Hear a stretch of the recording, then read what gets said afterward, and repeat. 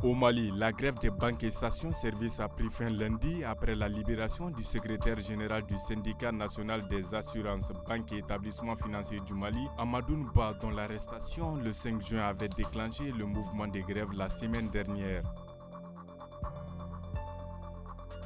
La Fédération malienne de football a annoncé jeudi soir avoir mis fin à sa collaboration avec Eric Cheboussel, sélectionneur des Aigles du Mali depuis mai 2022. Au Burkina Faso, 2 personnes ont été légèrement blessées après un incident de tir survenu mercredi après-midi à proximité de la cour de la télévision publique située dans les environs du palais présidentiel à Ouagadougou. Selon un communiqué de la chaîne nationale, l'incident a également occasionné des dégâts, notamment sur quelques véhicules et engins stationnés dans la cour.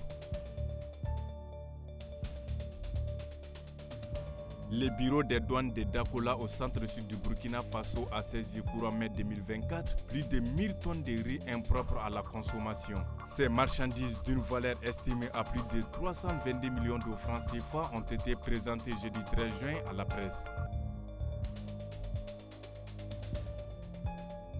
Au Niger, le ministre de la Justice et des Droits de l'Homme a, dans un communiqué en date du mercredi 12 juin, indiqué que le général Abdraman Tiani, président du Conseil national pour la sauvegarde de la patrie, a signé la semaine dernière une ordonnance modifiant la loi relative à la répression de la cybercriminalité. La modification de cette loi prévoit désormais une peine d'emprisonnement d'1 à 3 ans et une amende d'1 à 5 millions de francs CFA pour toute personne reconnue coupable de diffamation ou d'injure par un moyen de communication électronique. Il est également prévu une peine de prison de 2 à 5 ans et une amende de 2 à 5 millions de francs CFA en cas de diffusion de données troublant l'ordre public ou portant atteinte à la dignité humaine.